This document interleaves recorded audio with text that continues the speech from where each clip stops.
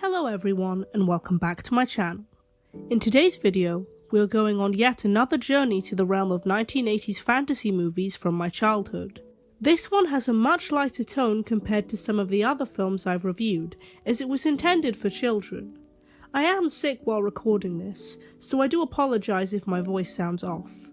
Without further ado, on with the review. Polos is life, Polos is life, Polos is life, Polos is life, Polos is life, sleep all night and then Polos is life.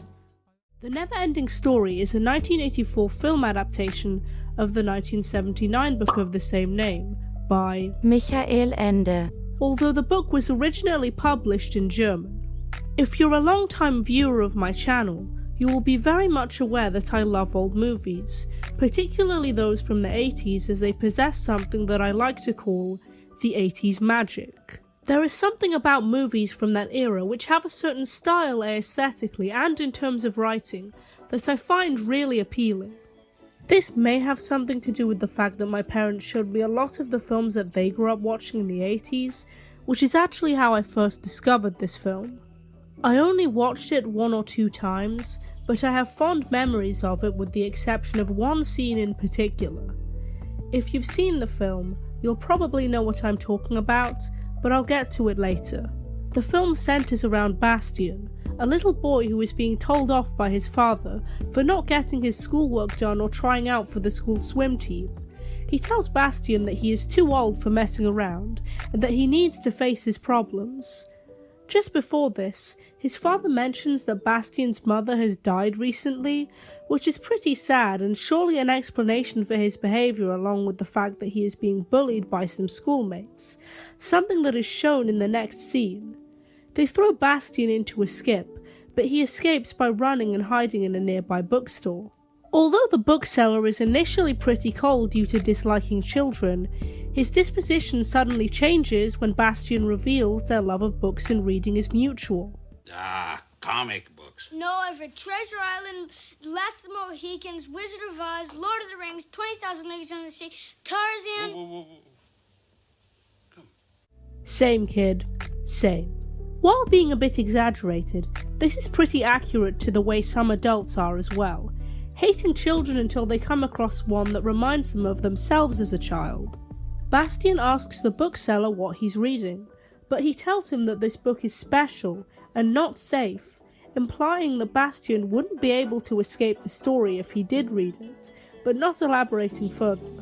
Despite the bookseller's warning, Bastian takes the book with him anyway while the old man goes to take a phone call, leaving behind a note in German which translates to, "Do not be angry, I'll bring it back soon." Wanting to avoid a maths test, Bastian sneaks into the school's attic to read the book, albeit his reading is interrupted quite a few times throughout the movie. Now, we get a first look at the world described in the book, Fantasia, and its inhabitants. Here we have the Rockbiter, a giant stone golem, the Nighthawk and his bat steed, and Teeny Weeny, portrayed by Deep Roy, and his racing snail. The 3 articulate creatures lament over their homelands being destroyed by an infectious force called the Nothing, their reasoning for meeting there being to travel to the Ivory Tower to ask the Empress for help. The Ivory Tower looks beautiful, a luminescent beacon in the surrounding decaying world. I really wonder how they did these effects here, and have them not look horribly dated and without the use of modern CGI. It turns out that a meeting is being held as many different kinds of creatures have come to ask the Empress for help. However, she is gravely ill, and Fantasia only has one hope of salvation, a great warrior of the Plains people named Atreyu. This turns out to actually be a little boy, who is at first not taken seriously due to his age, but he agrees to go on a quest to find a cure for the Empress. He is given a magical protecting amulet called the Orin, and he rides out on his horse, Artax. At the same time, the Nothing sends a horrible wolf-like creature named the Gamork to kill Atreyu.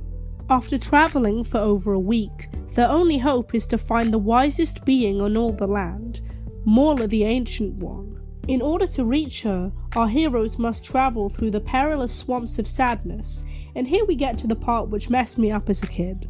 The reason the swamp is so dangerous is the environment depresses those who travel through it, but the more sad one feels, the more they begin to sink into the surrounding marshes. Artax begins to feel incredibly sad and drowns in the swamp. You see, I wasn't a very sensitive kid when it came to media, but this really broke my heart back in the day. Bambi's mum dies, shit happens. Kid turns into a donkey in Pinocchio, that's life. But this was too far.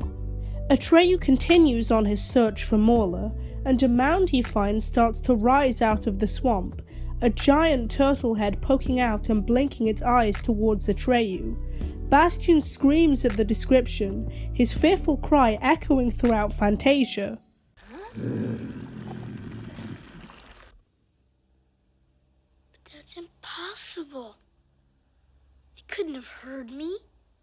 Morla tells Atreyu that she doesn't care about the Empress or the Nothing, continuously sneezing in his presence due to her allergy to youth, and actually seeming interested at the prospect of dying. Instead, she directs Atreyu to find the Southern Oracle. This actually makes so much sense for such a character. I imagine a lot of people would just become extremely nihilistic and bored of living if they had been around for so long that they had the name the Ancient One. The Gamork pursues Atreyu, who almost drowns, but he is saved by Falcor the Luck Dragon. Falcor is one of the only other characters that really stuck with me from this movie before rewatching it, so I was really happy to see him on screen again while making this video. I like children. You were unconscious, and you talked in your sleep. What? I don't like where this is going. Yeah, on second thought, some of these lines come across as a bit strange when you hear them again as an adult. After nursing him back to health, Falcor takes Atreyu to the home of a gnome and his wife. The gnome takes him to the first gate to the Southern Oracle, which is guarded by two sphinxes that shoot deadly beams at those who try to pass the gate. Because he is the hero of the story, Atreyu narrowly makes it through, but the second gate is a mirror, showing the onlooker a reflection of their true self. When Atreyu looks into the gate, his reflection is actually Bastian, which disturbs the reading boy greatly. Bastian continues reading anyway, and the Southern Oracle tells Atreyu that a human child from beyond the realm of Fantasia is the only one that can save the Empress by giving her a new name. Just as they tell him this, they are consumed by the Nothing, and Falcor rescues Atreyu again. The sequence of Atreyu riding Falcor as they look for the boundary of Fantasia is really cool, and it looks like it would be very fun, even if the green screen is very dated. The nice scene is cut short when Atreyu is knocked off Falcor's back while airborne by the Nothing. He falls into the sea of possibilities, losing the Orin.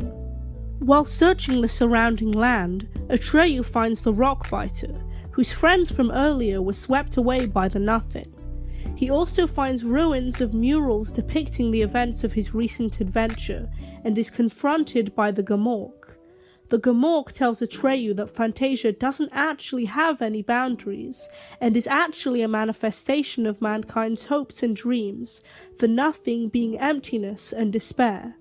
The two fight, and Atreyu wins. Falcor retrieves the Orin and Atreyu once more, and they fly through the last few fragments of Fantasia, finding the ivory tower still standing. Atreyu apologizes to the Empress, but she tells him that he has succeeded as he has brought her Bastian. She addresses Bastian before saying this: Just as he is sharing all your adventures, others are sharing his. They were with him when he hid from the boys in the bookstore. Breaking the fourth wall by referencing us, the audience. At first, Bastian refuses to believe that this is possible, but he agrees to rebuild Fantasia from a single grain of sand using his own imagination. Bastian rides Falcor across the resurrected Fantasia before taking him into the real world and scaring the shit out of those bullies from earlier. The movie ends on a happy note. I think that this is a really fun movie throughout. It has elements of a classic myth about a hero going on a wild goose chase to find a solution to save his land, but has some very smart meta writing. It's clear that both Atreyu and Bastian are the joint heroes of the story, with parallels from beginning to end. They're more subtle at the start, with things like Bastian's father mentioning his son's interest in horse riding, and Bastian and Atreyu eating at the same point in the story. Again, while things like the chroma key used are obvious if not charming, the puppeteering in the film is very good. I mean, they're clearly puppets and the mouth movements aren't always that convincing at times, but they look like high-quality puppets to me. The theme song is very catchy, and I remembered all of the words to it from my childhood. I wish I could have included it in this video, but I would be more likely to get a claim or strike of some kind.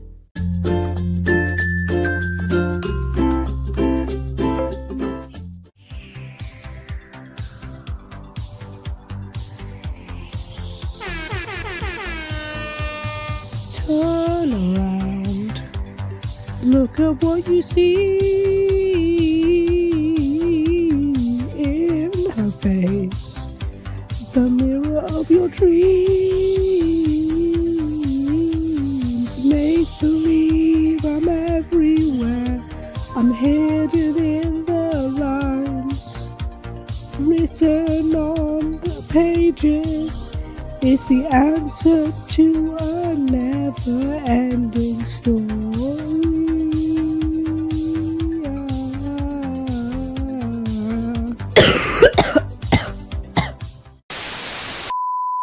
As the story is German, I appreciated the German language references in the film. The physical copy of the book has its original German title on the cover, and I like that the note Bastian wrote was in German. Much like many other films I've reviewed, especially classics like this one, there are a couple of terrible sequels to this movie which I do not plan on reviewing. Well, that's all for this video. Be sure to follow me on social media as they are all linked in the description box below. Don't forget to like and subscribe, and to leave your thoughts in the comments down below. And as always, thanks for watching. Nothing like a polo to ease my mind. With polos by my side, I'll always shine. The blue and green ones are my favorite kind, but I'll eat the colored ones from time to time. Cause polos is life, polos is life, polos is life, polos is life, polos is life, polos is life. Sleep all night and then polos is life.